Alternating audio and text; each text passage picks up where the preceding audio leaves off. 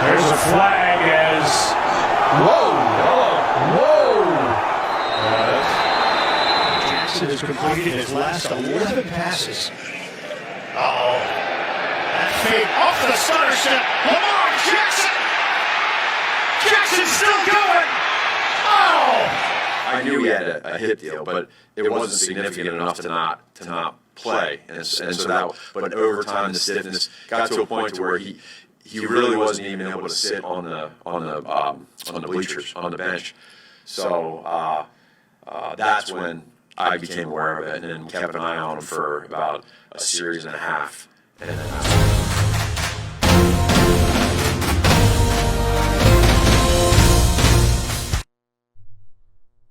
Hello, ladies and gentlemen. Welcome to episode 12 of Drawing About the G-Men Giants Football Podcast. I'm Jace Garcia, joined as always with Sean Scanlon and Joe Aguirre. Guys, we got to relax. Didn't lose this week. Nope. I mean, watching Giants games this season has got me in a funk, got me in a depression. This week was a cleansing. Got back on my diet. Wasn't emotionally eating for the watching these games, but now, I mean, we don't have a game to recap. So let's talk about what's going on around. Are you saying that if the Giants were to go 14-2 next season, you'd be down to a slim 240? Is that what you're telling me? The Giants get it straightened out. I mean, there's celebration eating, too. That's life as Fair Batman. enough. All right. No recap this week. Let's talk about around the league stuff. It just played in the intro. Thursday Night Football last week. Myles Garrett. What did you guys think watching that? I mean, it was definitely a disgraceful act to see on a National Football League field. It was definitely not great for the league. I think that they came out with a correct suspension, suspending him indefinitely for the rest of the year. I think that's the right call. I could see both sides of it because Mason Rudolph did kind of, started trying to tear his helmet off on the ground and then coming after him after he tore his helmet off. But at the same time, you can't be swinging a helmet at a guy over his head. And, I mean, if you hit him the right way, it might end up killing the guy, especially a dude who just had a concussion, a very bad concussion a month ago after the hit to Earl Thomas. So, I mean, it was definitely not great for the NFL, an ugly situation, but I think they handled it well, and we'll see going forward how much the suspension might even go into next year, but I think they handled it the correct way. We all played football. Yep. And, I mean, for me, I think that was always one of my biggest concerns because I got a couple unsportsmanlike conduct penalties. One where Southington High School called the Panthers the N-word, one of their running backs. Classy Southington, just playing, long time ago.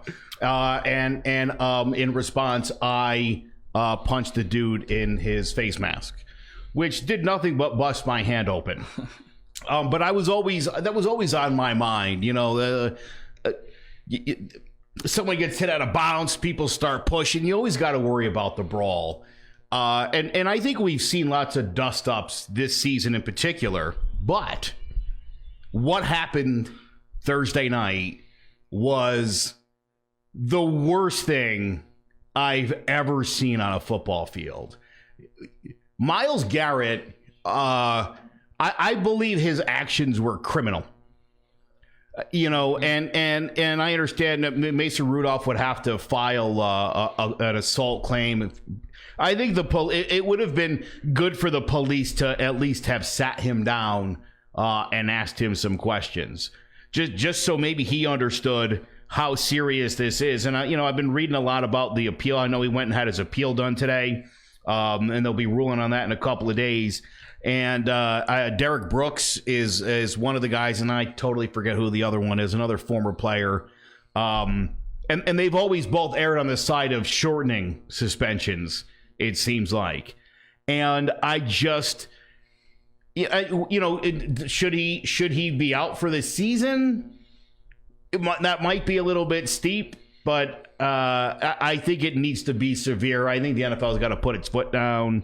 And I think that there is some culpability on Mason Rudolph's part. And I'm not sure that he was properly disciplined. I understand there's a fine probably coming his way.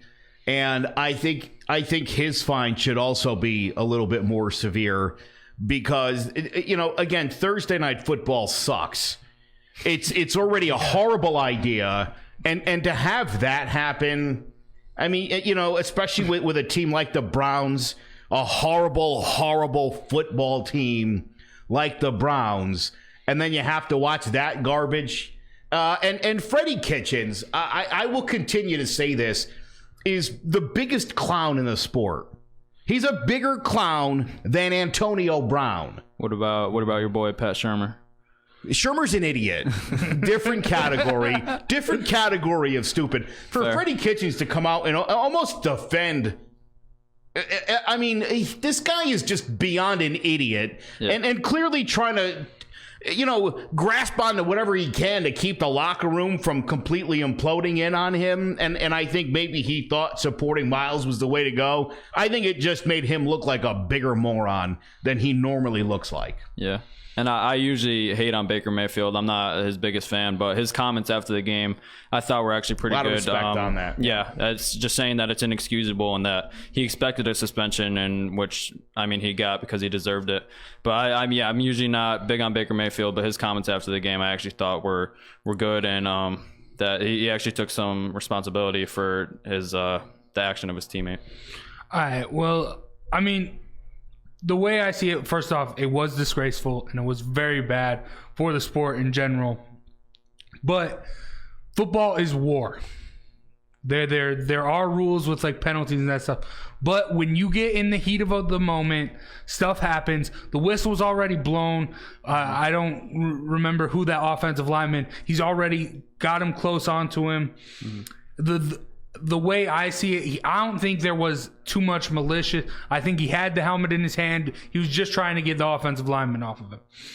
But it's war. I mean, when I played, there were other offensive linemen I played with squeezed balls, squeezed titty twisters while they were driving the guys back. One time in the bottom of a pile, some dude tried to reach for the ball when I had it, and I slammed my face mask into his arm.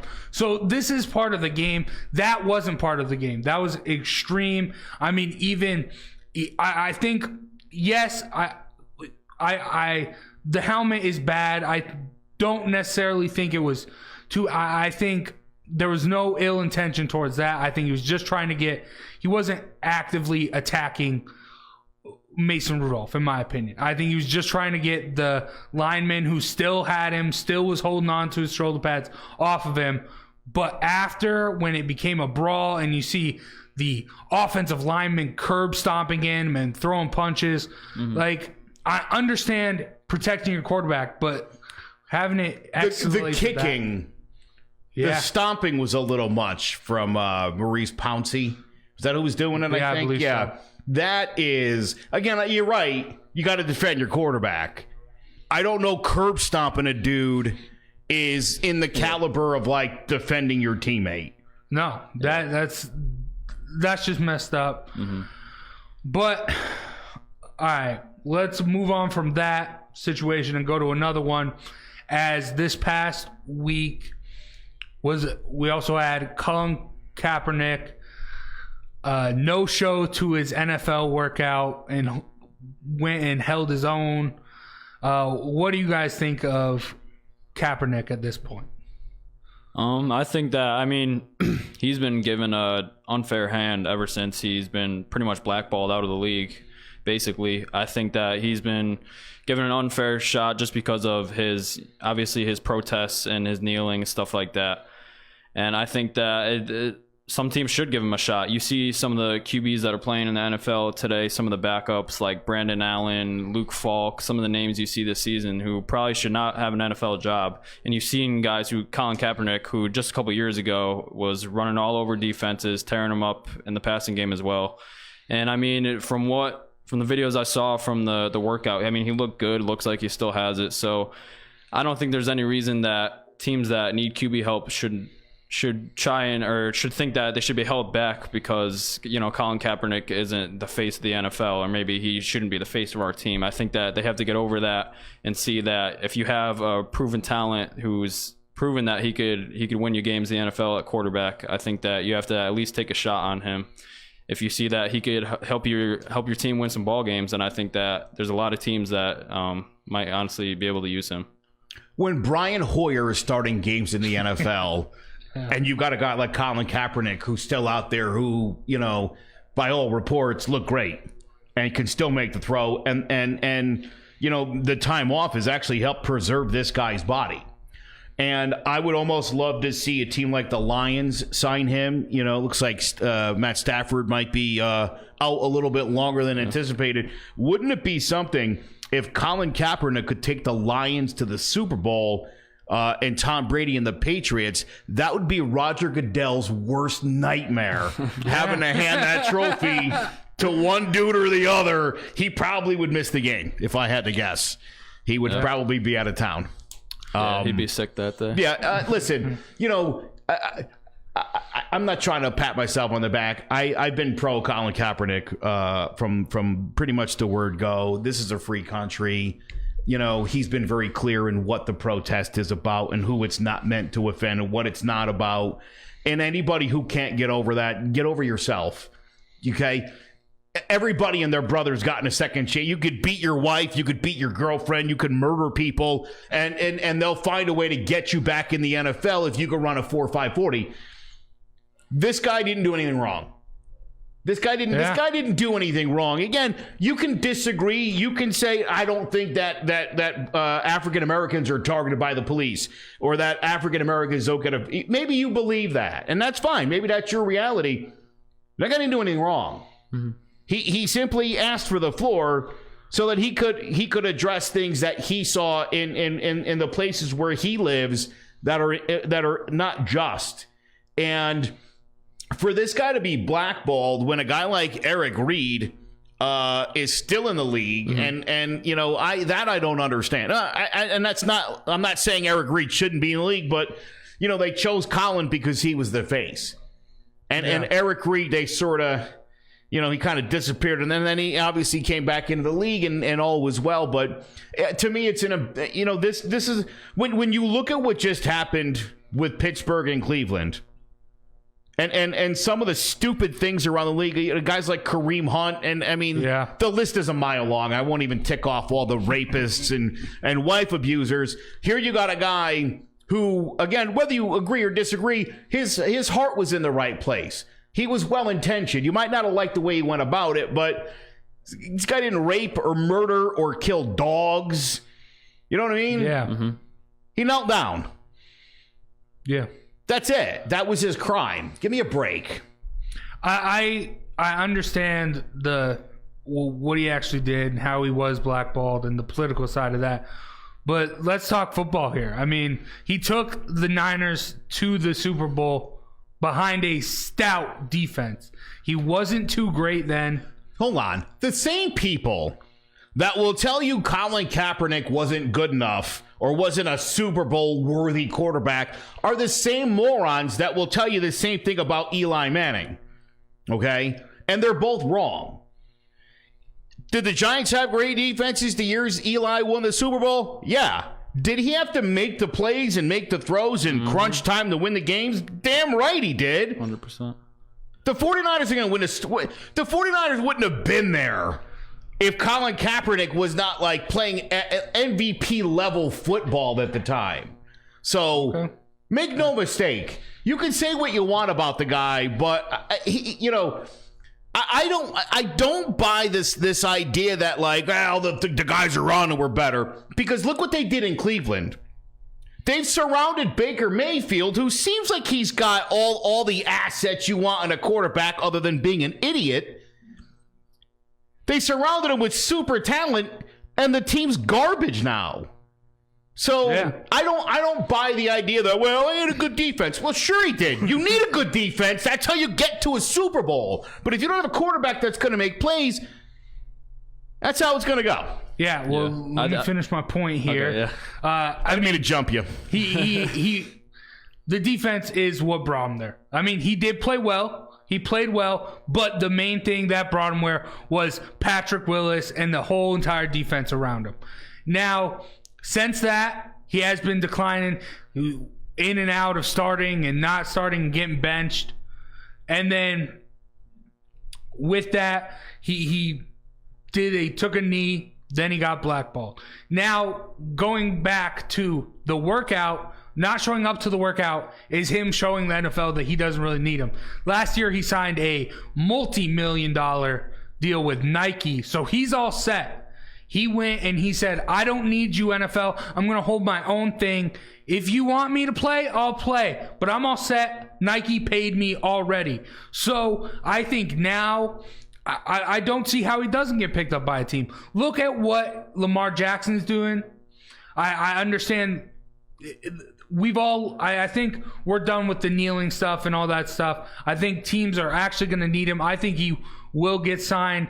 But I do think that him not cooperating with the NFL is going to be problematic. But teams could use him. Look at Lamar Jackson. Look at how he's changing that. Look, he's changing it how people are viewing Jalen Hurts coming out this year. So Colin Kaepernick is that style, and I think he would work well. But, not complying with the NFL, I understand you got all that money from Nike and this stuff. You don't really need the NFL. But if you want to play football, you got to work with them. Steve Risser, one of our super listeners, just chimed in with 3 different comments. I'm not even going to insult you, Steve, because I love you. You said his play was declining since he went to the Super Bowl. Did his play decline, or did the team go to garbage after the Smiths both retired? I mean, that defense got pretty hammered. He was benched for Blaine Gabbert the last 2 years. Yes. The team was garbage, and they were playing like garbage. And yet somehow they thought maybe starting Blaine Gabbert was a better idea. Did the Niners get better with Blaine Gabbert as the quarterback? No, they didn't. Interesting. Look, we know how important it is to have a good defense. If you don't have a good defense, you're not going to win football games, even if Danny Dimes is your quarterback. Yeah. Right? Yeah. If you don't have a good offensive line, ask Eli Manning the last couple of years what that was like and how quick people are, his skills are declining. Put the rookie in there. And now Danny Dimes is getting battered back and forth and people are like, throw Eli back in there maybe. Let him finish his career up on his back.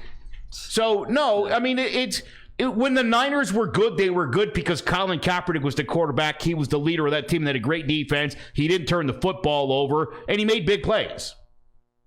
And he can do that for another team. He's not going to sign with the Dolphins. He's not going to sign with the Redskins. He's not going to sign with the Bengals. If Colin Kaepernick is going to come back to the NFL, it's going to be with a contender who needs a quarterback to get to the playoffs and maybe get to a Super Bowl. I don't think Colin Kaepernick is going to come back because he wants to play for the Redskins. You know what I'm saying? Yeah. I mean, this guy's coming back because he still has stuff in the tank. And Steve, I know you don't think his skills, maybe you think his skills were declining. All the scouts that were at his workout said he looked amazing, that he looked stronger than when he was in college. So, I'm just saying. You don't think that him skipping out on the NFL designed workout and him doing his own thing, that isn't going to hurt him? The whole thing was sketchy. Well, yeah. He didn't ask for that. The NFL came up with that. Yeah. That he would. I mean, that was weird. And they've never done that before. Yeah. NFL teams could bring in players to work out whenever they want to. I mean, you see it every week that players can just teams could bring players in that they need depth at that position, so they'll work out different players every week. The Giants do it just about every week. Yeah. So it's not like the NFL. I agree with you. It was kind of sketchy and set up. Yeah. It seems like they almost felt pressured to do it, and that's why it ended up happening. Why would he trust the NFL? Yeah. Why would he trust those owners that blackballed him the last 3? Why would he? Oh yeah, whatever you guys want me to do. Especially after all the lawsuits and stuff that he brought to them.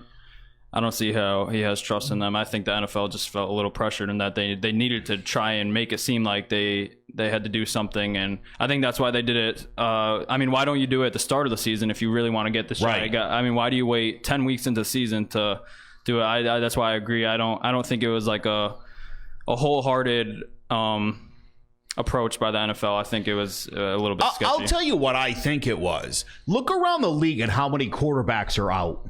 Yeah. And I think teams were concerned about bringing Colin in individually for a workout because of the reaction of what their fan base would be. So the NFL says, hey, we'll just do like a big group thing, make it look like we did a thing for Colin because we're nice, and we know that's not how the NFL works. And obviously being mistrustful of the NFL, they asked for some sort of a waiver that was a little beyond the pale. And Colin and his agent didn't want to go for it, and that was why the change in venue. I like the fact that this guy is not a follower. I think when you're talking about a quarterback, I think you want a leader. I think when you look at Baker Mayfield and you look at a guy like Colin Kaepernick, and again, you could disagree with the protests. Which guy would you want leading your team? Be honest with me. Who would you rather have? Idiot Mayfield? Or Colin Kaepernick, a man with convictions, a man with class, a man who put his passion for justice, socially speaking, ahead of his dreams of playing NFL football. I think, I don't know how rating is doing in the NFL right now, but I think this could have been a stunt for that to help try and draw more eyes, create more drama. Because,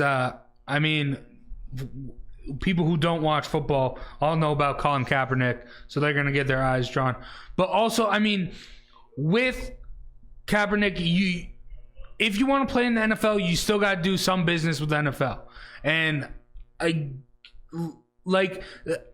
this is like what's going on with Chase Young right now in NCAA. He took money from someone and then paid it back, and that he was suspended 2 games.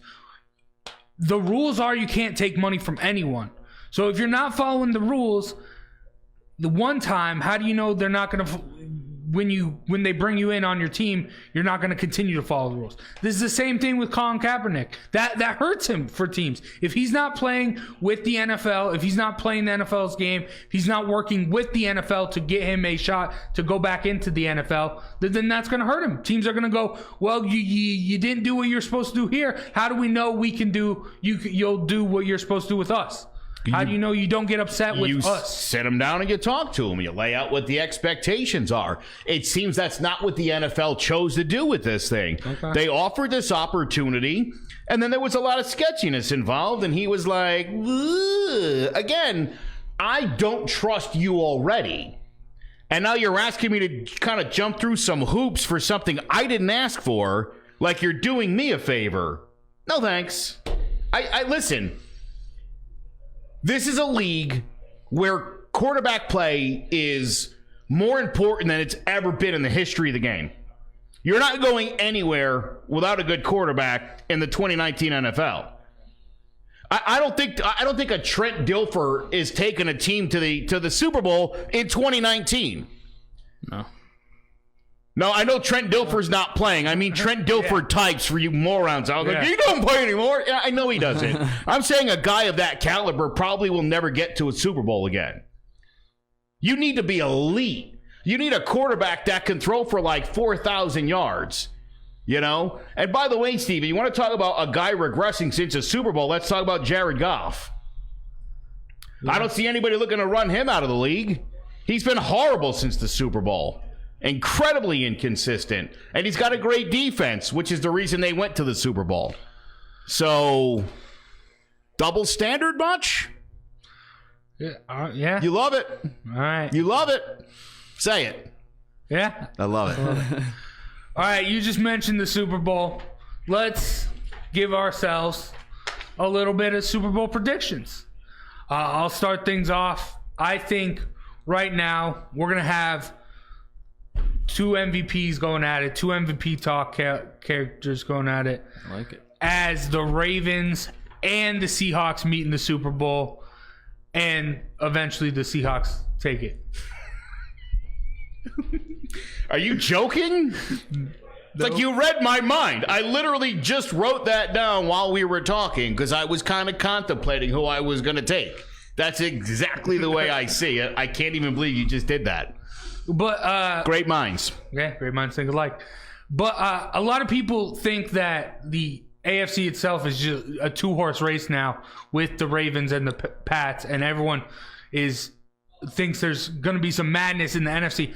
I think there is a lane for madness in the AFC as well. I think the Colts, once they get healthy, they can make some noise. Texans, they had a bad showing last week. But they can still make some noise. I think we are destined for a good playoff here. What do you guys think? I think it's going to be an amazing playoffs. There's a lot of battles down the stretch for that last wild card spot in the AFC as well as the final spot in the NFC. So there's going to be a lot of fun stretches. My Super Bowl prediction was very tough. A lot of good teams in the NFC that I was pondering, thinking about maybe the Packers or the Niners with a very good run game and defense. But ultimately, I agreed with you guys. I went Seahawks out of the NFC. And the team that they're going to beat Super Bowl 54 is a rematch of Super Bowl 49. It's going to be Seahawks over the Patriots. This time they get it done. Should have beaten them last time. The damn ball. Yeah, exactly. Should be second time in 5 years. But so I'm going to go Seahawks. I think that right now the way that Russell Wilson's playing, they just added Josh Gordon in the mix. Him to Tyler Lockett is unstoppable. They have a young defense, which they're gonna have to prove themselves. But so far this season, they've showed that they could win the big games, and that's why I like Seahawks going to Super Bowl 54 and beating the Patriots. We should have talked about this beforehand. Yeah, I got Seahawks, Ravens. I got Wilson as the MVP. Yeah, you're exactly right, and they're on my fantasy team, and it's been going well. The Lockett to Wilson connection is absolutely fantastic. Yeah, he's a big gamer. I like the Niners a lot.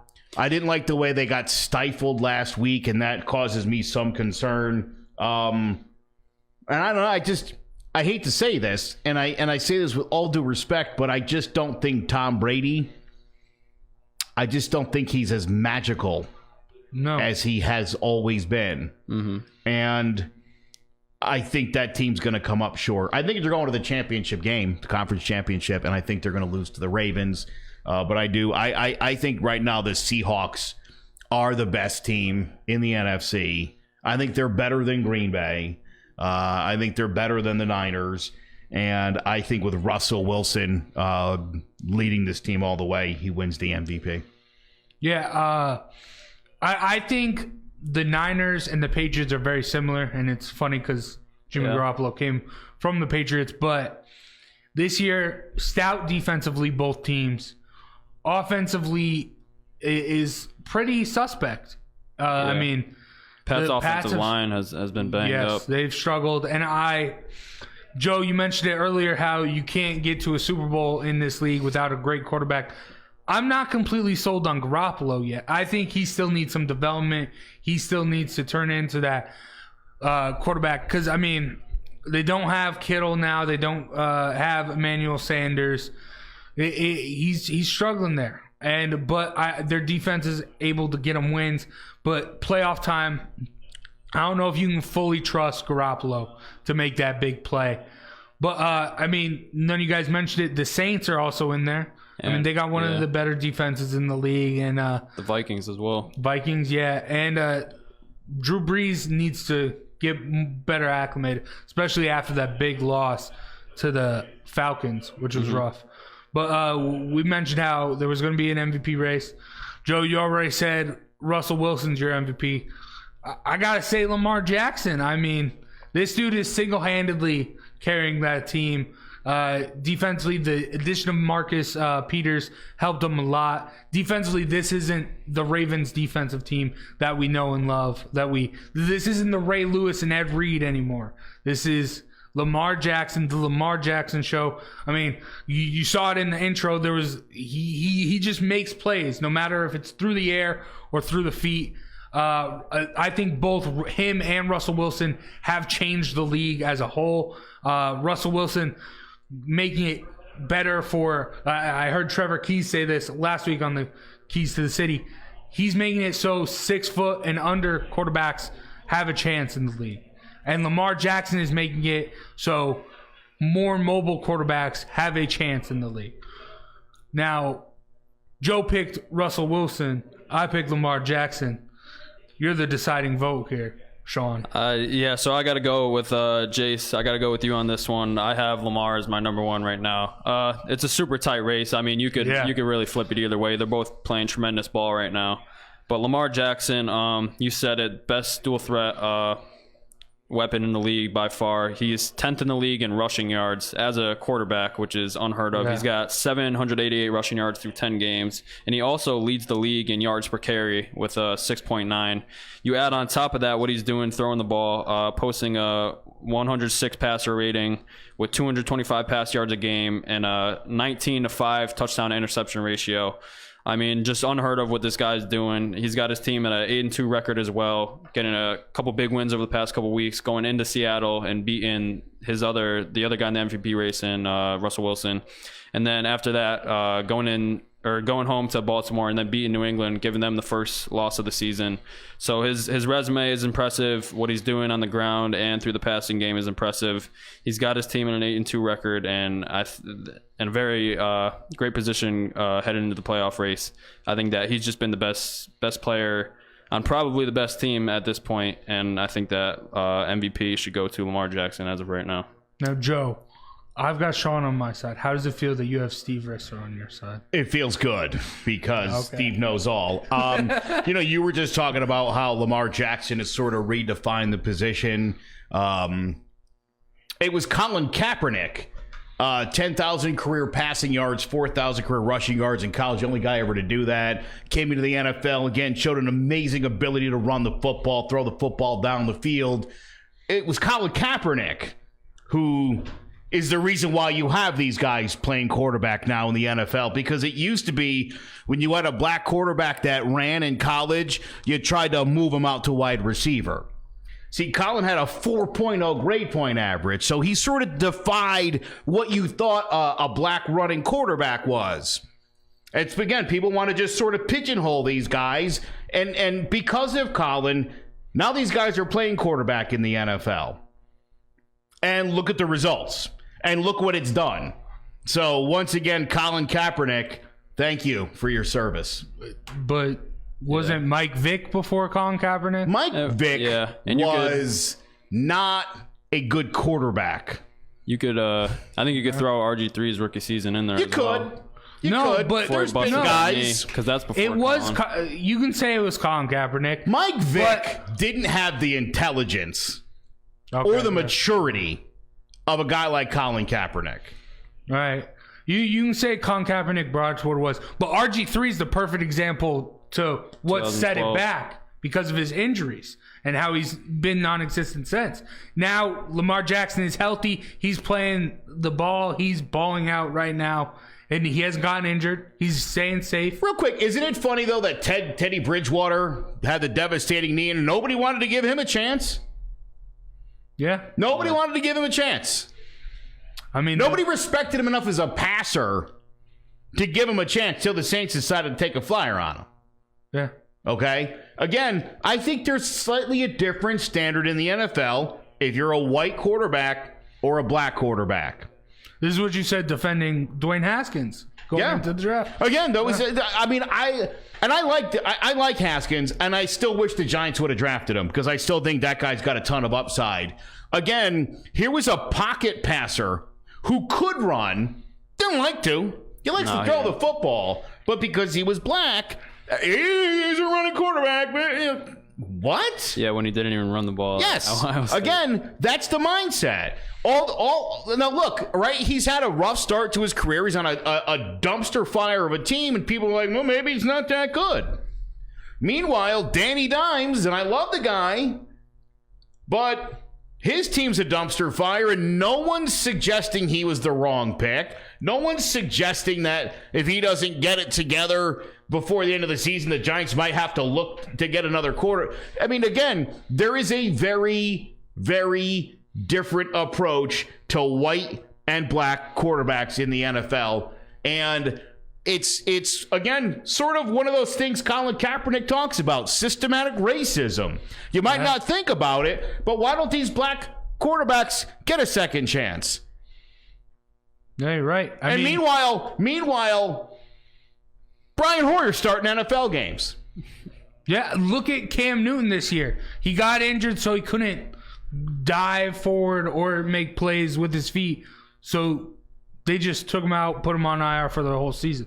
Granted, he was injured, but still, I think he's still, if you could have him do the stuff Kyle Allen is doing. And also, Danny Dimes, probably a more mobile quarterback than Dwayne Haskins. Easily. Yes, he is. Yeah. He is, believe it or not. And again, for everybody out there who, again, I understand, when people say they don't see color, you're stupid and you're lying. How do you not notice the color of somebody's skin? Of course you could see that.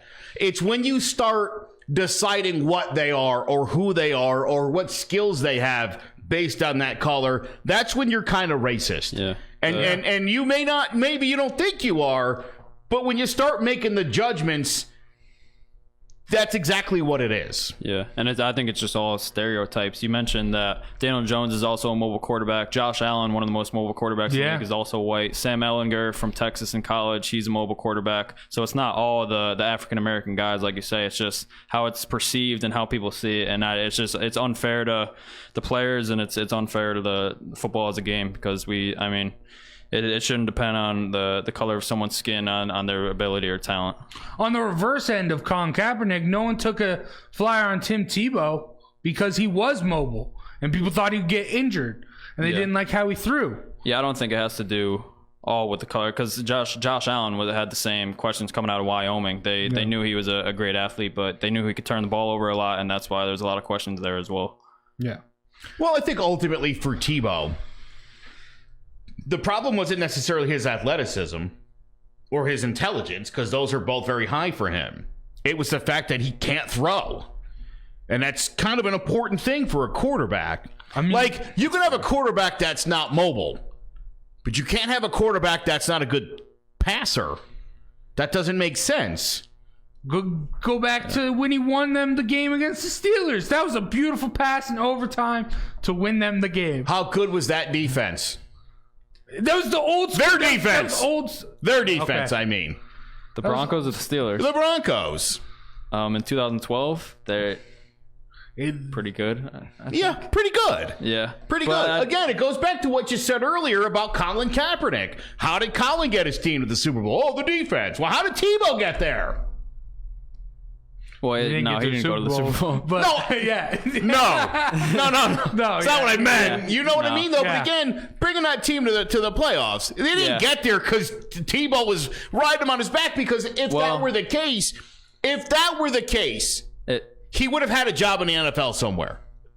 Teams didn't like the footwork. They didn't like the arm motion. They didn't like the touch.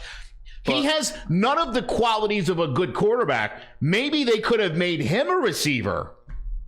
Wouldn't that have been funny? Well, late in his career, the Jets made him a tight end, so it's that's wasn't far off. But anyways, at the end of that season, though, I think they won like 6 or 7 to end the year, and that's when he was on that hot run, and he actually was playing pretty good ball. I'll give credit to Tebow there, but after the fact, that's where he kind of fell off in the NFL, just because his inability to be at least an accurate passer down the field, and I think that definitely hurt him going down, why he got moved to tight end and was bouncing around to a whole bunch of different teams. Now he's playing with the Mets affiliate, so bad the worse.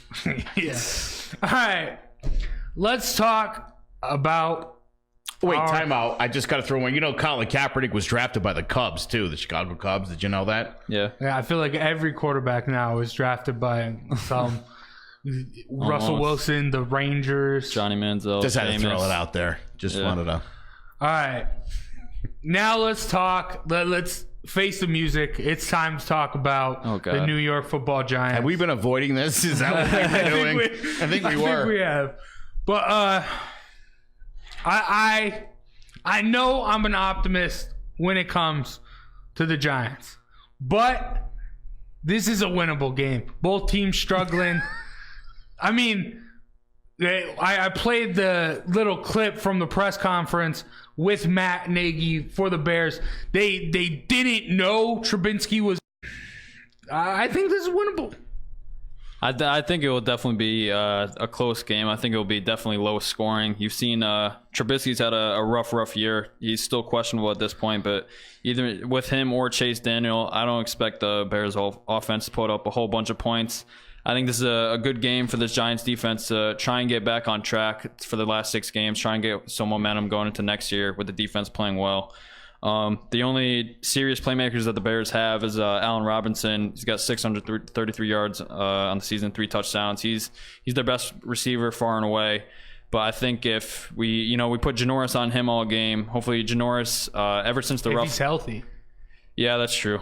That's a good point. I thought he practiced today though, so I think he should be out there. Other than the Bucs game against Mike Evans, he's had a actually pretty decent season. So look for him to be shadowing Allen Robinson if he is out there. If he's not out there, expect to see Corey Ballantyne, Sam Beal a little bit more. But I think we gotta stop the run early, which we've been pretty good at the past couple weeks. After the addition of Leonard Williams, the run defenses look pretty good. So we got to continue that success. And then we got to try and get after the quarterback. Bears don't have a great offensive line.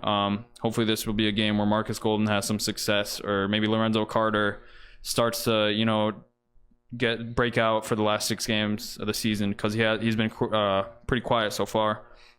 And then Saquon, look for him to have success. Last year against the Bears defense, pretty much the same defense now. He had 24 carries for 125 yards, 5.2 yards per carry. He had a great game, so look for that to continue after a very rough game against the Jets coming off the bye. I think Saquon's probably pissed off. He wants to run all over this Bears defense. And then watch out for Khalil Mack. I think for probably the first time in his career, didn't show up in the box score at all on Sunday night, didn't record a tackle or anything like that. So I think going into this game we don't know if our tackles will be playing, even if they're not, it will be second string or injured tackles. I think that Khalil Mack, and you could throw Leonard Floyd in there, will both have monster games. I think Daniel Jones will be under duress. So going into this game, I think it's on Daniel Jones. Big test for him going. Even though the Bears have struggled, they still have probably a top 5 defense in this league. So it'll be a big test for him. We'll see if we have Ingram's probably a long shot at this point, but hopefully we get Shepard back, get a couple more of the weapons. So hopefully Daniel Jones has a pretty good game and that he can go out and have success. I think that he'll be the deciding factor in this game. If he can go out and prove to have a pretty good game against a good secondary and a good pass rush from the Bears, that it will fare well for the Giants. But we will see what happens on Sunday. I'm not sure what are you saying? You think that the Giants can win it? Because if you're asking me, I want an L for Chase Young. I don't want this team to win any games. I don't want them to win either. Can I tell you what I'd love to see? Yeah, let's hear it. I'd love to see Danny Dimes go out there and have a day. No turnovers. Hasn't had a game yet. I'd love to see Saquon get 100 yards on the ground. I'd love that. And then the defense gives up 32 points and we lose. That's all I want. It really, at this point, I mean, yeah. Every win is like a bullet in your own foot. I don't know. It serves no purpose. Yeah. It hurts the team is what it does.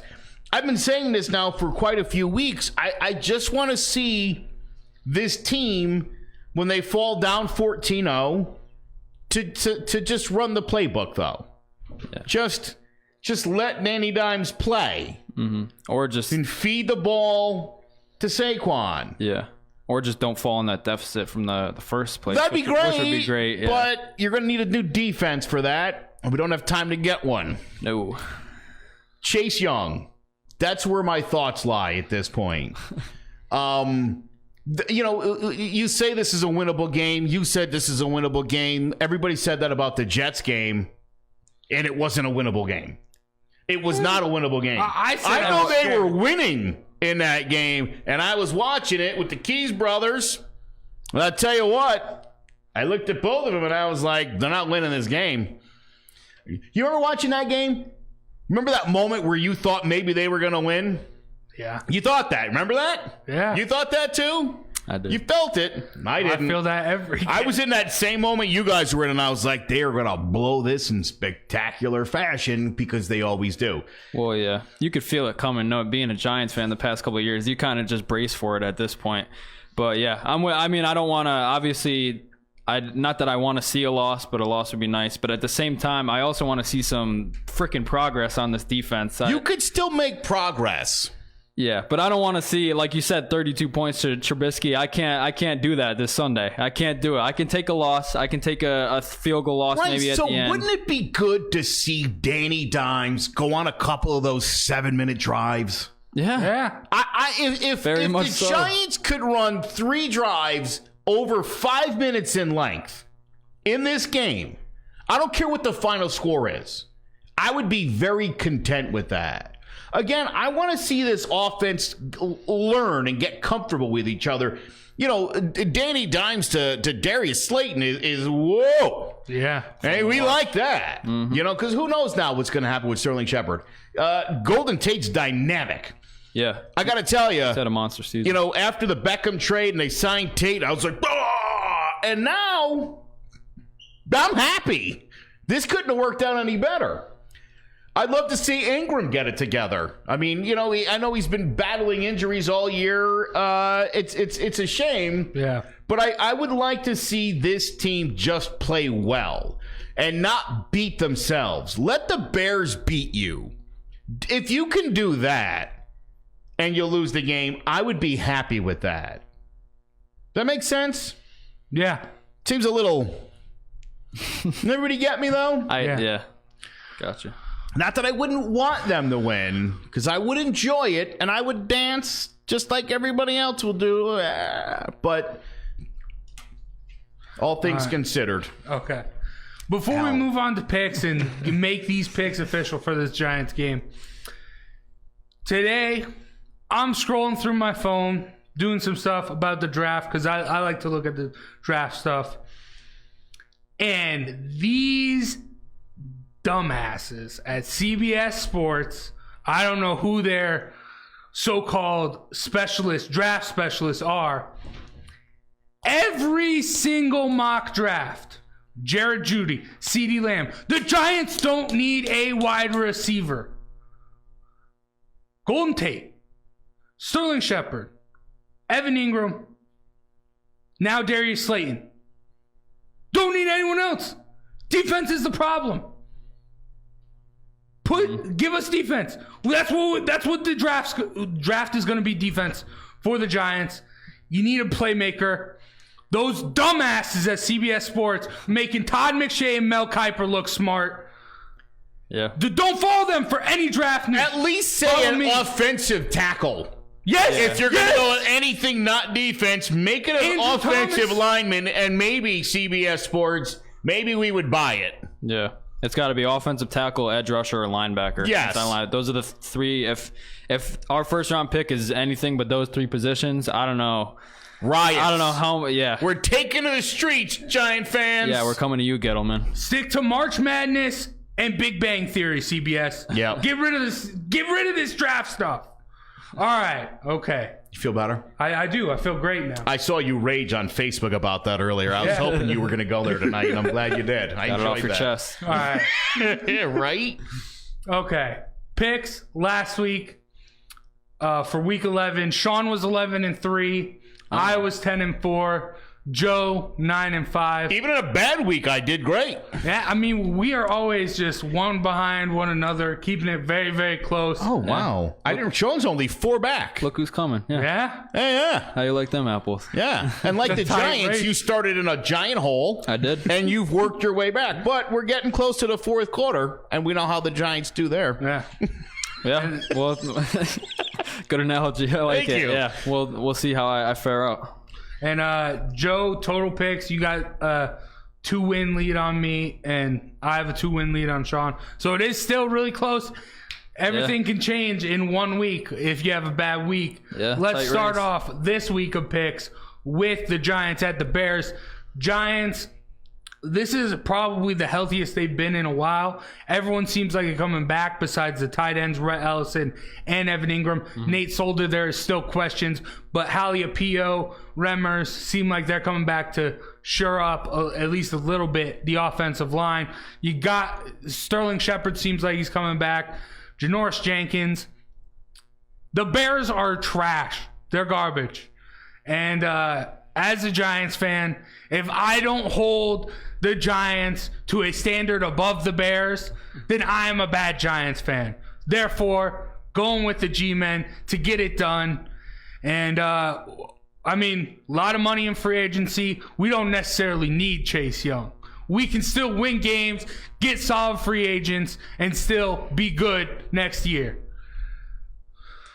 Yeah, I hate to do it to my Giants, but unfortunately this week I got to go with them Bears.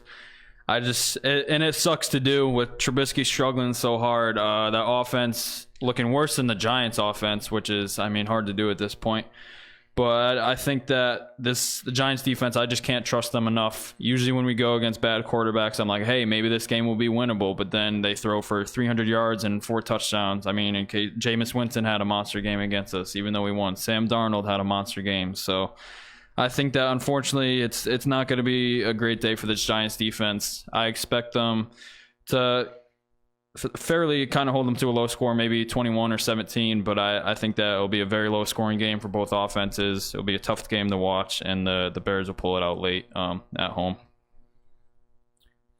Look, is this a winnable game for the Giants? Yes. The Bears are a mess, but they do have a better defense, and I think that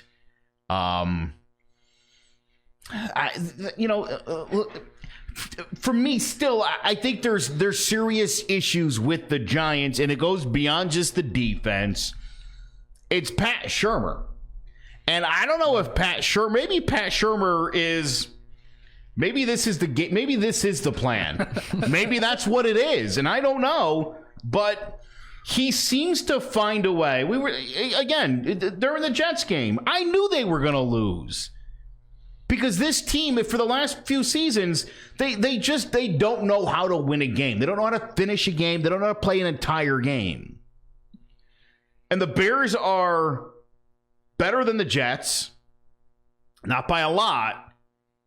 But the Jets are better than the Giants. We saw that. And so I don't know how I think literally outside of those two games, Redskins and the Dolphins, I don't see how the Giants could win a game. I just don't think they have enough firepower. I just don't think they can compete at this level because, unfortunately, you know what happens? Even when they start getting some pressure on the quarterback, it's that play when they don't that someone throws the ball 40 yards down the field. Yeah. I brought it up last week. They gave up 12 all year, 40-plus plays. I think that's by far the most. Backbreakers. They're absolute backbreakers. So, in case I wasn't clear, I'm picking the Bears. All right, you brought up Pat Shurmur, but Matt Nagy is killing the Bears just as much as Pat Shurmur is hurting the Giants. So there's some bad coaches in the NFL. Bad coaches. And I don't know how we got to this point. I almost sort of wonder, some of these young, more analytical guys, not very good coaches. No. All right. Thank you for agreeing with that. Yeah. Zach Taylor in Cincinnati hasn't won a game yet. Matt LaFleur has been all right, but and then McVay too. On top of that, it's not like the offense was great the first 2 years. Now that Jared Goff is struggling, it looks like they don't know what to do. Yep. So.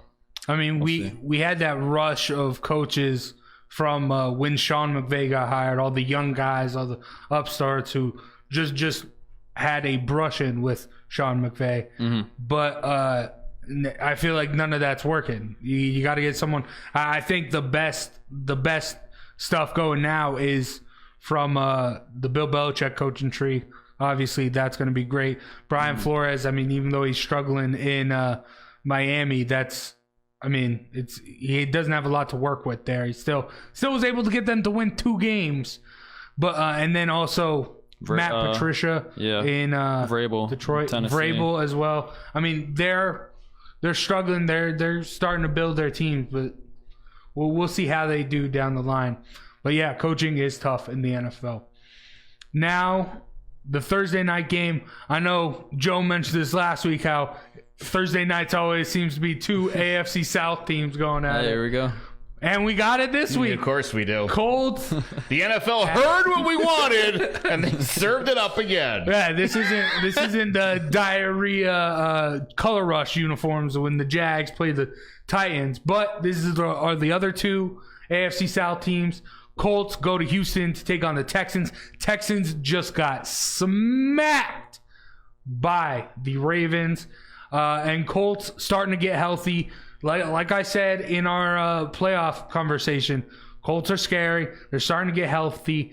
They lost Marlon Mack though, but I like Jacoby Brissett. I think he can do some work and get it done. Colts won the last meeting, and the AFC South is a mess. So I'm going the Texans to get it done at home here. I agree with you on this one. I'm going to go with the Texans as well. I think that after a rough game against the Ravens, they're going to look to come out and put some points on the board. I think that they'll try to throw the ball often and early, get the ball into the best playmakers' hands, D-Hop and Kenny Stills.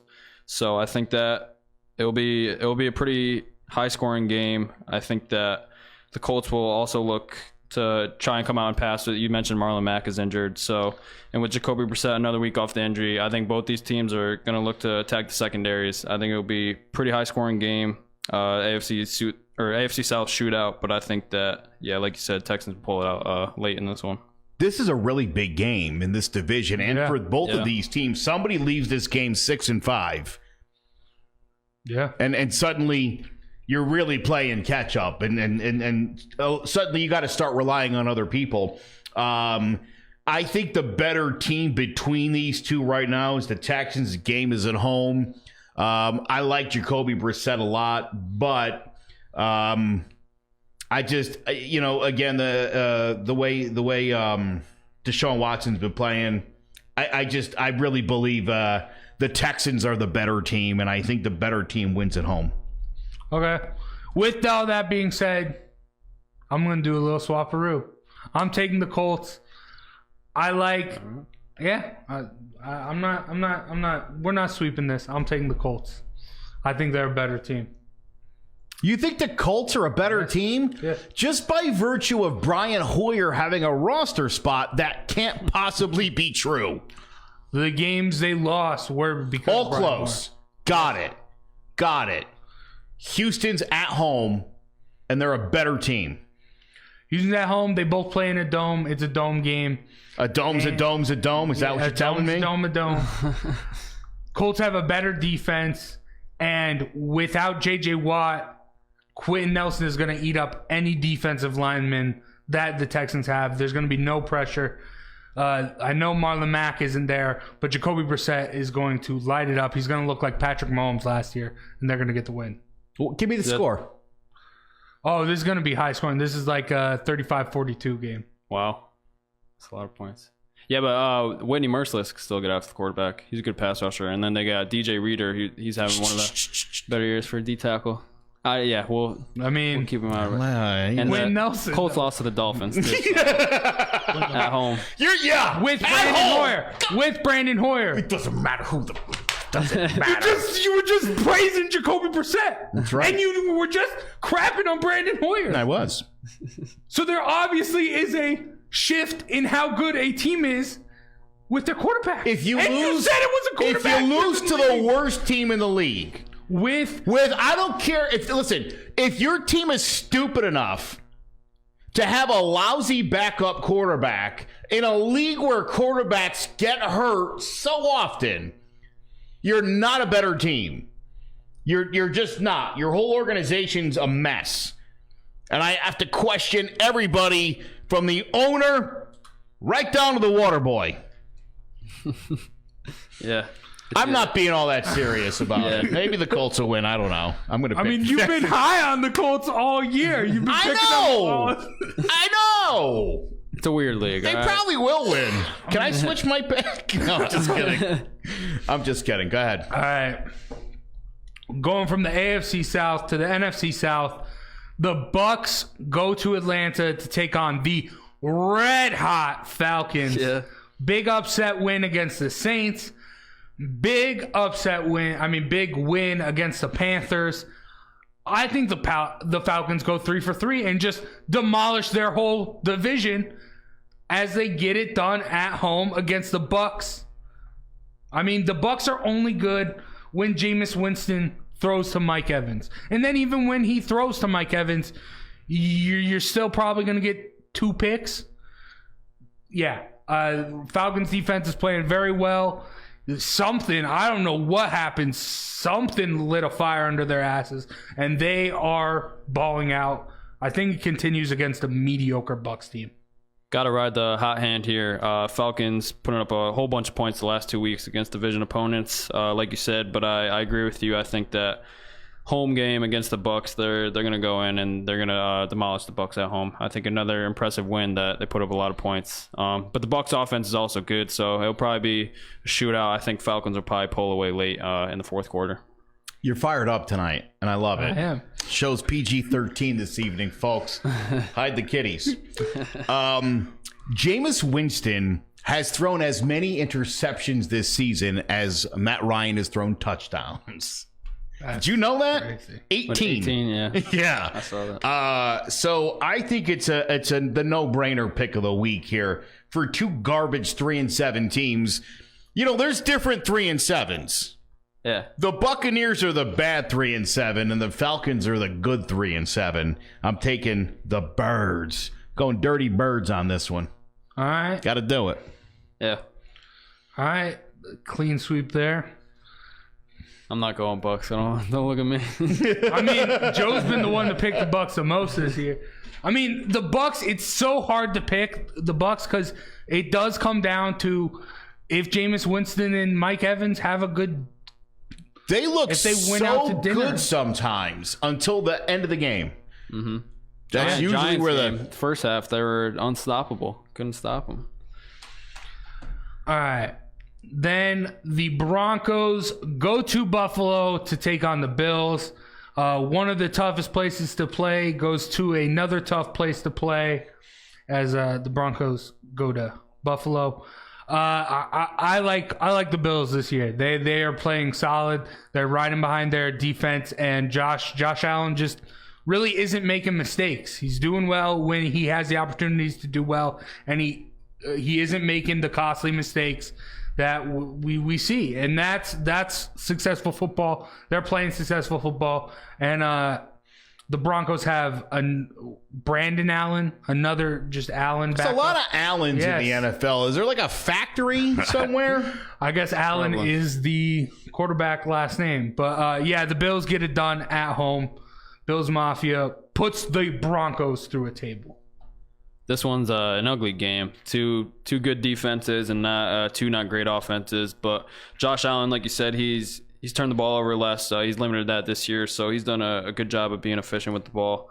Like I said, it's an ugly game. I think that will be very low scoring. I think that Bills will probably pull it out late. I'll probably say 17-14. I don't expect over 20 points for either teams in this one, but I'll go Bills at home. I don't know why there's so many Allens in the NFL. I know I'm not comfortable with it. I also know that the Bills aren't not going to win this game. And I'll tell you why. They've been playing pretty well of late, kind of riding high. Had a big win last week, put up a lot of points. My feeling is this week at home with an opponent maybe you're looking past slightly, it's a trap game. It's a trap. Yeah. Taking the Broncos. I'm taking the orange and blue. I'm going Broncos in this one. And I think it's going to be like a 23-11 game. It's going to be a weird score. And the Broncos are going to have them in a headlock and just tap them out. Broncos. I have to remind you, Joe Flacco is not playing for the Broncos. I know. Okay. But they almost beat the Vikings. You are ready? Mr. Joe Flacco. Joe Flacco will be throwing signs and signals to Brandon Allen. And that, my friends, is better than anything Josh Allen will do all day. All right. That's interesting. All right. Then AFC North as the Steelers go to Cincinnati to take on the winless Bengals. I mean, Steelers just had that big mess. Risser's with me on that one. Well, see if you stick with Risser as he picked the Bengals to win this game. So I don't know how much having Steven Risser on your side's working. But yeah, I mean, Mason Rudolph might be a little shaken up after the incident that happened last week. But I mean, the Bengals, they're just tanking for Tua or Burrow or Herbert or whoever. It's just a mess there. They're not going to win. They will not win a game until they play the Dolphins. Maybe. But I do think this is a divisional game. Bengals have a way of keeping it close, but the Steelers are going to win. This one was tough because Bengals they put up a fight against the Raiders last week. And I think that they're trying to, obviously, the players in that locker room, obviously they're tanking, but I think some of them that show up every day, they want to win some ball games. So I think it will be a close one. I feel like Steelers-Bengals always is, but I'll probably go advantage Steelers. I want to pick the Bengals here.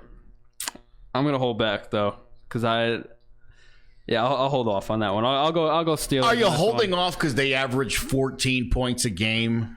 And there's no way in hell they're going to. Yeah, I mean, probably the Steelers defense, the only thing that would do it for me. You mentioned last week's game against Oakland, 17-10. It was a grind. It was a pretty good game. The week before, they did get throttled 49-13 against the Ravens. Yeah. And I think that was. They probably are the best team in the NFL right now. True that, but I think that's more on par with the kind of team they are. Yeah, that's fair. All right, I'm going Steelers. I think it'll be. I think it really will be a close game. I think it will. I don't think it'll be close. Okay. I think it'll be. Have you watched the Steelers offense with Mason Rudolph? Oh yeah, it's not good. Oh no, but they're winning games. I mean, the Steelers also have suspensions from that brawl too. So I mean, that's true. That could. Listen, the name of the game in the NFL is winning, and you can win all your games by one. And if you lose all your games by one, like the Colts, what do they think they've lost all their games by like within 7 points? Yeah, something like that. Something silly. But there's no like, well, you tried. Oh, geez, that was a great loss. It's either a win or a loss. Yeah. Well, that's what I mean. It'll be a close game. I don't see where the Bengals have enough of anything to beat any team that's not the Dolphins or the Redskins. They're just not a good team. Like, it's bad. It's bad. It's really bad. They can't stop anybody, and they can't score on anybody. And I think the Steelers would have to, I mean, it would take an exceptionally horrible game for the Bengals to somehow score more points than the Steelers over 60 minutes. That's all I'm saying. Yeah. I don't disagree. Take the Bengals, though. No, I'm not. They got to win eventually. I'm not going to. I'm like you said, Steelers have been just winning by 1 point. That's what I expect this week. I'll still go Steelers, but it'll be tight and a close game. All right, and then you mentioned the Dolphins. The Dolphins go to Cleveland to take on the Browns. Part of me wants to pick the Dolphins just to sit back and laugh and watch the world burn for Cleveland because that would be hilarious. Yeah. But this week, due to a bye, I am forced to start Odell Beckham in my fantasy league. Jeez. So I have to go Browns to get it done. Well, just so you know, I know we'll get to some fantasy talk in a minute. You're going to be really disappointed. He's the worst. Yeah, for sure. I got to go Browns at home in this one, even though they're losing their best defensive player. I mean, they won the past 2 games. The offense is starting to look all right. I mean, Nick Chubb has been really carrying the load for them. Yeah. Their offensive line has been terrible. But, I mean, see if they can get Odell and Jarvis involved. Obviously, they've both had rough seasons. But going against a bad Dolphins secondary, I expect them to, try and break out and try and get it going for the 6 seed wild card run, see what they can do. But yeah, I expect Browns to win actually pretty big in this one against the Dolphins. You mentioned the Browns have won 2 in a row. The Dolphins had won 2 in a row. Yeah. That streak came to an end, and I wonder if the Brown streak doesn't come to an end next week, not this week. There's no way. The Dolphins are scoring less than 2 touchdowns per game on the season. They're averaging 13.9 points. And as bad as the Browns have been, I think coming off what happened on Thursday night, I think getting a little momentum, you're 4-6, a win, you said kind of, gets them back in the conversation of playoff contender. Because if they lose the game, it's over in Cleveland. And I think the chatter is going to be about Baker Mayfield and the future of the Cleveland Browns. So I think this is a huge game for Cleveland, and I do think it's one that they'll get the job done. All right, and then in the NFC South, both teams that got destroyed by the Falcons square off as the Carolina Panthers go to New Orleans to take on the Saints. Saints, despite that disastrous game against Atlanta, they're still Super Bowl contenders. They're still a really good football team. Panthers, not so much. Kyle Allen is not going to lead this team anywhere. And I expect the Saints, who have one of the better defenses in the league, to mess Kyle Allen's day up. Saints get it done to avenge their home loss against Atlanta. I was talking so highly of Kyle Allen last week after his performance against the Packers. Then he goes and does that to me. Has a terrible performance. So I'm not going to make that mistake again. I'm going to go Saints at home in this one. Even though they, 2 weeks ago they lost to the Falcons, I think that's not going to happen again. They're always very good at home, so I think that they come out and it's a statement win because, like you said, not a lot of people are talking about them at the top of the NFC right now. I think that they come out with a statement win. Their defense gets back on track. They were so dominant to start the season, and I think Drew Brees and Michael Thomas, all of them have a pretty solid game. I expect Saints to win huge in this one, I'll say. So here's what I'm going to tell you about these two teams. They're pretty similar in a lot of ways, and I know the records would tell you otherwise. Yeah. They're both giving up about 20. They're both scoring about 23 game. Panthers have given up 25. Saints giving up 20. Yardage 375 to 378. Very even. Yards allowed. Obviously, the Panthers a little bit higher. And a big part of the reason is the Panthers give up a lot of yards on the ground, and the Saints simply don't. This is a game between McCaffrey and Kamara, two of the better running backs in the sport.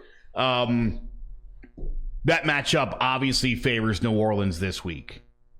And I think when you're taking away Carolina's best weapon, and even at that, that's probably maybe he only gets 95 yards, 8 catches for another 80 yards. It's going to be tough for the Panthers in the Dome. I think New Orleans rolls to 9-2. All right. And then we got one of the toughest games to pick. I've been going back and forth on this. The Raiders go to MetLife to take on the Jets. I can't tell if the Raiders are sneaky good or not. I just don't know with them. Is sneaky mediocre a thing? Maybe. I guess so. Maybe. We'll make it a thing. Yeah. And then, the Jets are the Jets. Their only wins, the Cowboys, which was insane, and then the Redskins and the Giants. People are hot on the Jets. Our boy Steve Risser is the number one Sam Darnold fan. Do you know Sam Darnold has exactly 1,600 yards on the button passing right now? Wow. That's weird. That is. It's like a very specific, perfect number. Yeah. But he's a lousy quarterback, Steve. You know that, right? Yes. He's shown no progression from USC to the NFL. And John Gruden takes care of that. Where have we seen that before? Just about every QB that's ever come out of there. Yeah. When will we learn? So I am going with the Raiders to get it done on the road. I agree with you on this one. I'm gonna go Raiders. Out of the young pieces that they've drafted this year, a lot of people were questioning them at the time, but they're all having great years. Max Crosby had 4 sacks last week, late round edge rusher pick, and then Clelin Ferrell. Obviously, Josh Jacobs is having a great year. So I like what the Raiders are doing in this turnaround with Mike Mayock and John Gruden. It looks like it's succeeding so far, and it's going to continue to succeed this week as the Raiders go into MetLife and win this game. Jets are, they're looking to turn the corner with 2 straight wins, but like you said, you look at the opponents, 2 lousy teams in the NFC East, obviously Giants, unfortunately. But anyways, I like what the Raiders are doing. Their defense is a lot better than I had thought, and I also like the offense. Derek Carr has been playing well as well. So yeah, I like Raiders to go in and win this one. The only thing I disagreed with you saying was that you went back and forth on the pick. I looked at this one and immediately sized it up that the Raiders were going to win because the Jets are garbage. End of spiel. Well, I don't know how good the Raiders are, but the Raiders, their, I think, 5th round draft pick, Max Crosby from either Eastern Michigan, has more sacks than Khalil Mack. That's insane. Also, on the Clovercrest Media Twitch, I live streamed Madden and was drafted by the Raiders. So they'll take anybody these days, the Raiders. They're always taking suspect character guys, I'm not surprised, Jace. I'm not surprised. Yeah, so maybe me and John Gruden will win a Super Bowl. I feel like that could happen. Yeah, okay, we'll see. Then a big game as the Seahawks go to Philly to take on the Eagles. The Eagles just hosted the Pats and gave them a little bit of a scare in a close one. The Pats did eventually pull ahead, but the Seahawks, that is a different animal. Russell Wilson, MVP talks, not my MVP yet. But, and I mean, we're all talking about Russell Wilson and how good he's been, but the defense, Jadeveon Clowney, I mean, the Seahawks defense is the Seahawks defense. They get the job done no matter what. The Eagles have struggled offensively. Still, I mean, Deshaun Jackson's out for the year. Alshon Jeffrey can't find a ball for anything. Nelson Aguilar, is Nelson Aguilar. So, yeah, the Seahawks, the Eagles kept it close with the Pats. The Seahawks will steamroll the Eagles in Philly. I think this is one of the better matchups of the weeks. Eagles coming back home after lost the Patriots. But like you said, Russell Wilson's just playing at another level right now. They're running the ball well with Chris Carson. The offense looks great. And then all these young players on defense. Shaquille Griffin is balling out. Poona Ford has been pretty good. Jadeveon Clowney, like you said. So they got some young playmakers on defense who are starting to take their strides into that star role. So I think that they're looking good at the right time, starting to get better at the right time, and I think that'll bode well for them. And the Eagles, though, their defense looks very good against the Patriots, obviously holding them only to 17 points. So I like what the defense is doing. I think that it will be a good battle, and I think that eventually late in this game, Seahawks will probably win by 1 score. It is tough to win at the Link. Been at a couple games over the years. Yeah. Some of the worst games the Giants have ever played in their history, by the way. You mentioned the Seahawks defense. I don't know if you're aware of this, but on the ground and through the air, the Eagles are actually giving up less yards in both categories, and it's not even close. That said, Russell Wilson is the MVP, and I do believe that them Seahawks are going to light them up, and I think dropping to 5-6 is definitely putting the Eagles on the brink of a disappointing season. So yeah, they have an easy schedule though. After this game, they have pretty easy schedule. I mean, I'll check it out, but I assume the Giants are probably on that schedule twice. Oh, that's why real easy. Oh my God, unbelievable! They finish off with Dolphins. Week 11, and they haven't even seen each other yet. Yeah, Ugh. yeah, it's weird. They still play the Giants twice, still play the Redskins, still play the Dolphins. So the only game after this one is the Cowboys, and that will at that point probably be a battle for the NFC East because Cowboys have a couple of rough games going ahead. So I think even if they lose this week, you still can't. They'll be all right. I think that they're still in the race for sure because with the Cowboys, you Easy never schedule. You never know about them. All right, keeping it in the NFC East, the Washington Redskins play host to the Detroit Lions. Matt Stafford's still out for the Lions. Anybody remember when the Lions were 2-0-1? Yeah. Long time ago now, it seems like.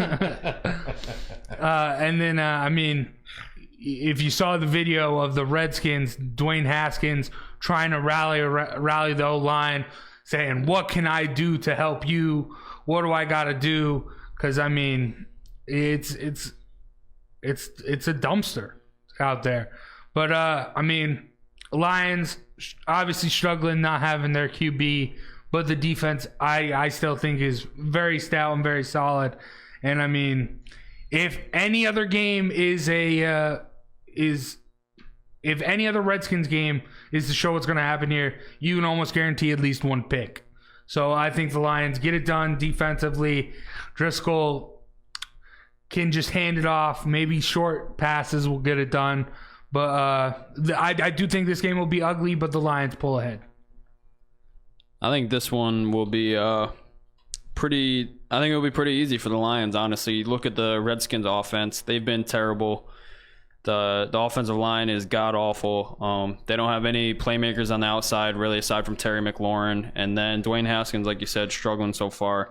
And that defense, it's not helping either. They can't really stop anyone. So I think that Jeff Driscoll showed enough against the Cowboys that he could hang around in a game and he could do enough to propel you to that victory. And I think that is what he will do on the road in Washington this week. And I think that the Lions will maybe win by 2 touchdowns on the road, even with their backup quarterback.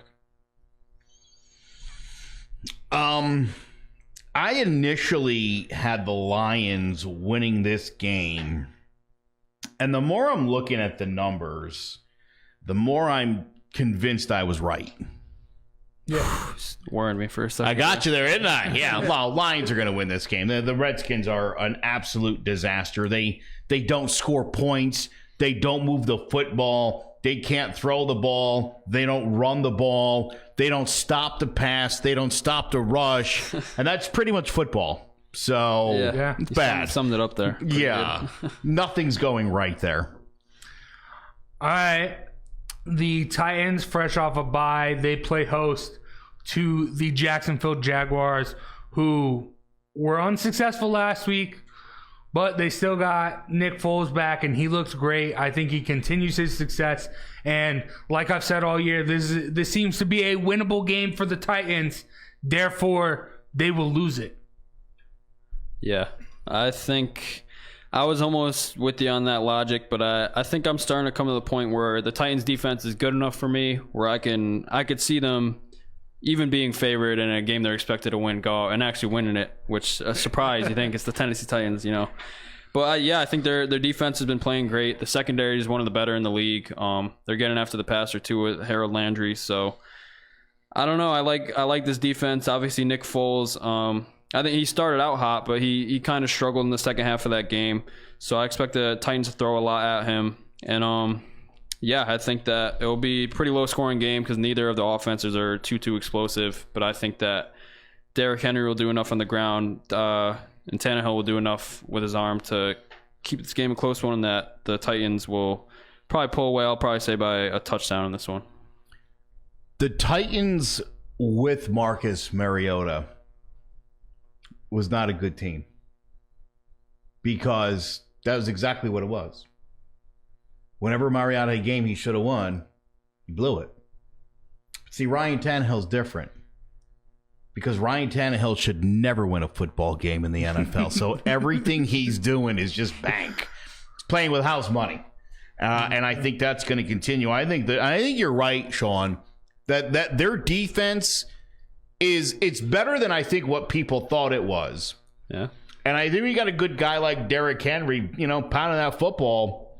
You go win some games in this league, especially when you're playing a team that's horrible like the Jaguars. All right. Okay, and then I think we're ending off with a couple big games. First of which, Cowboys go to Foxborough to take on the New England Patriots. It's been a pretty consistent theme here for the Cowboys. They look phenomenal. Dak looks like an MVP against atrocious teams. Sadly, our New York Giants is one of those teams. Yeah. But when it comes time to play big, play against the tough teams, the Dak's nowhere to be found. The defense is nowhere to be found. Ezekiel Elliott's nowhere to be found. Jay Garrett is barely there. So the Patriots will win this game very handily. And I think we will put to rest the Cowboys can get it to the Super Bowl. They can win the NFC if they get their hopes here. Because the Patriots by 100. I'm with you on the Cowboys losing, in the big games after a win against a pretty bad team. While I don't think it will be a blowout, because I think the Cowboys defensive front will give a lot of fits for that Pats O-line, who's banged up right now. They haven't had their center Andrews all year. Shaq Mason is banged up. And then they have Marshall Newhouse and is their left tackle, and he's a former Giant, and obviously he was bad when he was here. He's still bad 4 or 5 years later on the Patriots. So I think that with Bennett and Robert Quinn having a great season and D-Law, I think that they'll get after the quarterback.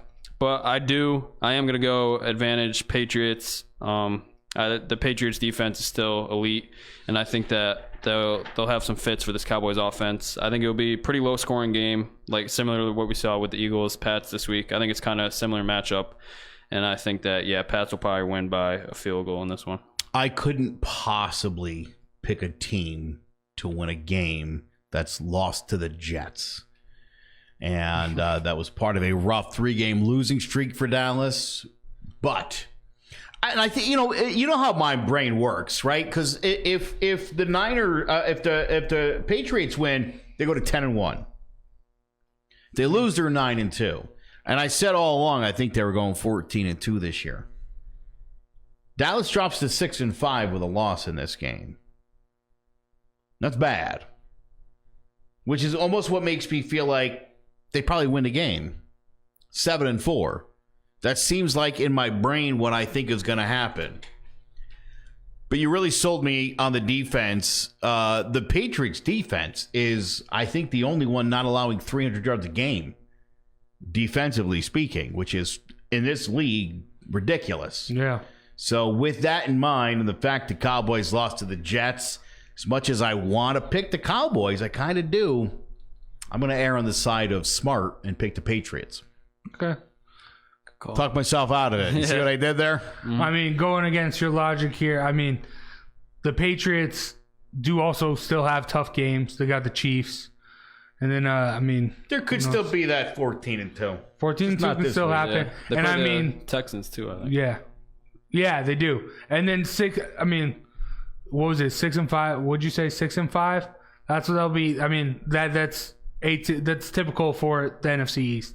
Getting a 9-7 division winner, which will end up being the Eagles. Yeah, who knows? Maybe. I hate the Eagles. I hate the Eagles more than the Cowboys. That's no. Yeah, I hate the Cowboys. I think it's probably different for generations, but I could see you hating the Eagles more. They're my second least favorite, but I want to hate more than the Cowboys. I grew up with a friend who was a Cowboys fan, and then that's the whole. Well, that was your mistake. I've never been friends with a Cowboys fan. You know why? They're all scumbags. All right. What are you gonna say, Cowboy fans? Good. All right. Then another big game, especially in the NFC. Packers go to San Fran to take on the Niners. This one's tough. Niners got some key injuries, Emmanuel Sanders and George Kittle. I mentioned earlier how I don't think Garoppolo can get it done. I wouldn't trust Garoppolo in a playoff situation. Too bad we aren't in the playoffs yet. And I mean, Aaron Rodgers is good and all, but the Niners can get at him, and I expect Nick Bosa to eat him up, and we might have a fatality at our hands. Dude. I think the Niners defense contains and demolishes Aaron Rodgers. I love this matchup for Sunday night. Probably two of the better teams in the NFC for sure. I think that the only way to negate a great pass rush is, get your quick game passing going, and there's not many that do it better than Aaron Rodgers. That's why I think that the Packers will have a little bit of success against the 49ers, and I'm going to go Packers to win in this one. I just think that a lot of people are right on the 49ers, especially at home, and they're favored, but I just have a weird feeling that a lot of people are down on the Packers. The defense is very much improved from last year. Offenses look good. They got the running game and the passing game going. So I think they're a well-balanced team that could prove to have fits for the 49ers. I think it'll be a very tight game right down to the wire, but I think that the Packers will pull it out late in San Fran. All right. I think the 49ers are maybe the best team in the NFL. Definitely up there. Okay. And it's unfortunate. I already gave you my Super Bowl preview. Yeah. It was the Seahawks and the Ravens. I think the Niners are the best team in the league. I think they're the most complete team in the league. I think playing 2019 football, I think they've got a good quarterback. They've got quite the stable of running backs. The receiver, Samuel, having an outstanding year. The defense, I was just shuffling through the numbers. I mean, their defense is ridiculous. Yeah. Mm-hmm. I didn't really. I like the Packers. I like Rodgers. He's good. I never even had a second thought that the Niners weren't going to win this game. It's a big game with two really good football teams. I just think the Niners, if at home, I just think this is. The odds are too stacked against Green Bay to win this game. Yeah. I mean, if it were in Lambeau, I think we. If it was in Lambeau, I definitely think I'd take the Packers. I think this game in San Francisco, there's no way. Yeah. Even if it's a close game, I think the Niners would find a way to win it. All right. Going right on the coast, staying in California as the Ravens go to LA to take on the Rams in the Monday Night Football game this week. I mean, the Rams, Super Bowl hangover. They are not playing good football.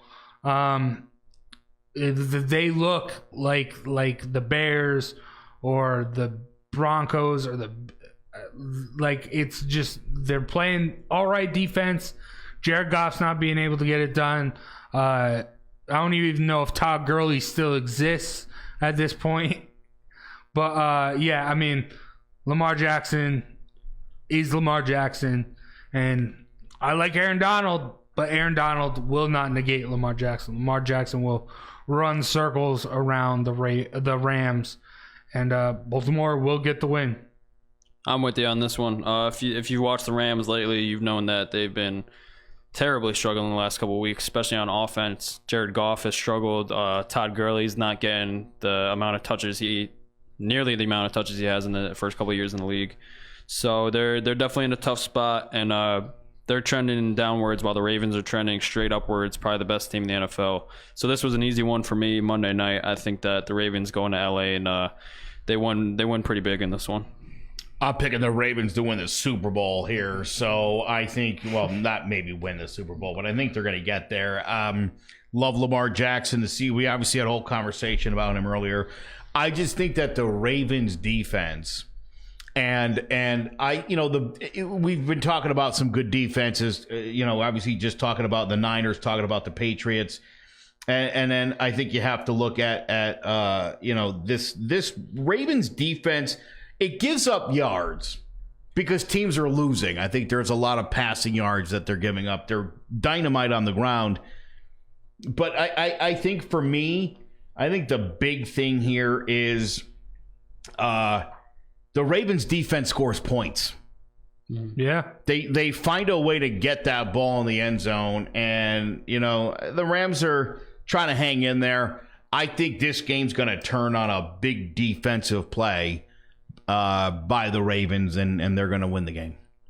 Yeah, I mean, if the Ravens can hold the Texans to what they did last week, I mean, should be easy against the Rams. I sat the Ravens defense last week because I expected a shootout, and I started the Steelers defense. And that's all I got to say about that. Regrets. Yeah. I have a few. All right. The Chiefs, Vikings, Cardinals, and Chargers are all on a bye this week. Now, let us talk fantasy football. Starting off with the perfect lineup for Week 11 for QB. Both Dak Prescott and Josh Allen had 33 points. Running backs, Christian McCaffrey had 30. Mark Ingram had 22. Wide receivers, John Brown had 34. And DJ Chark had 30. Tight end, Travis Kelce had 23. Flex, Calvin Ridley had 28 points. And then the Falcons defense had 23 points. Who you liking this week in fantasy, Sean? This week, some of my top performers I think is going to be for quarterback. I like Jacoby Brissett going against the Texans.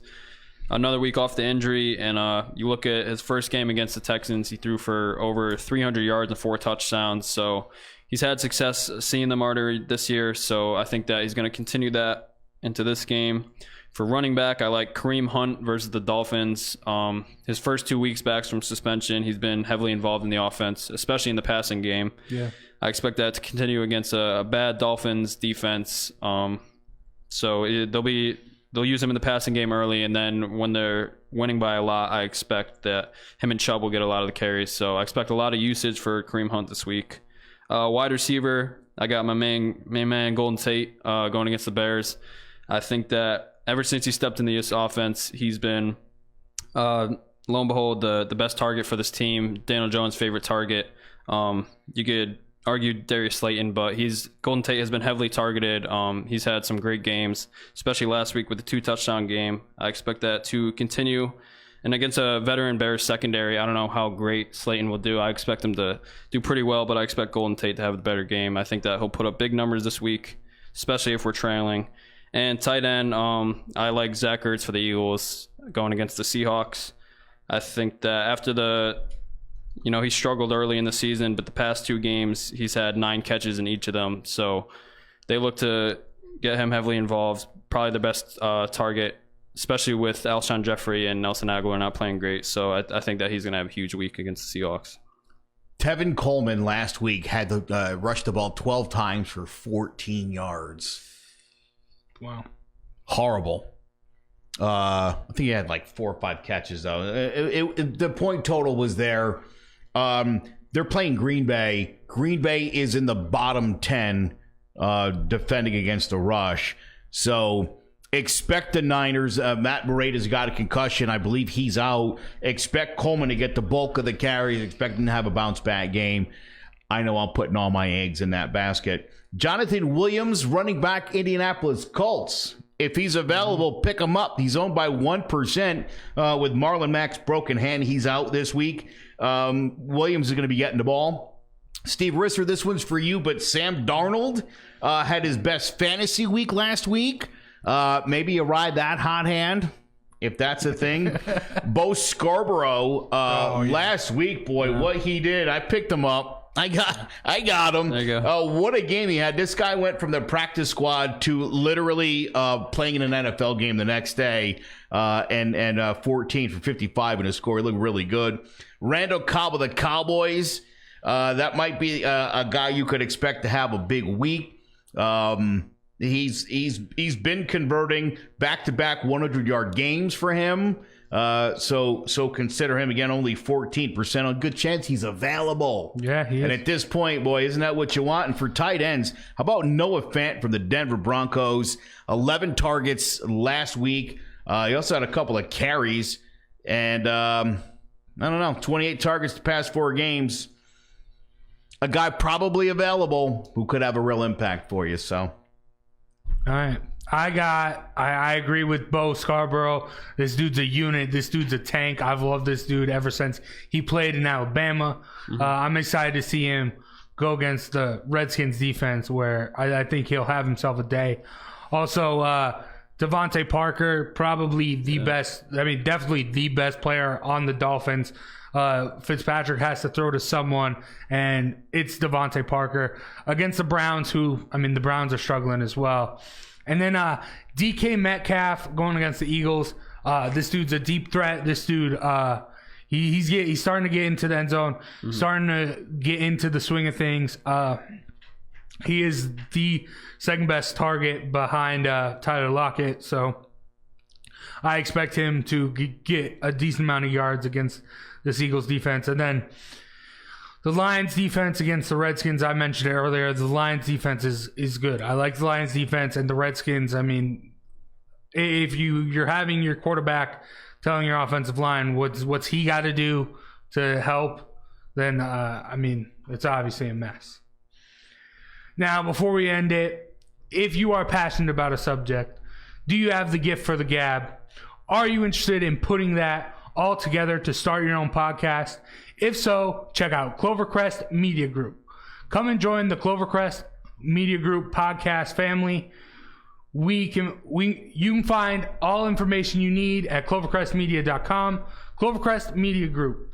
The harder we work, the luckier we get.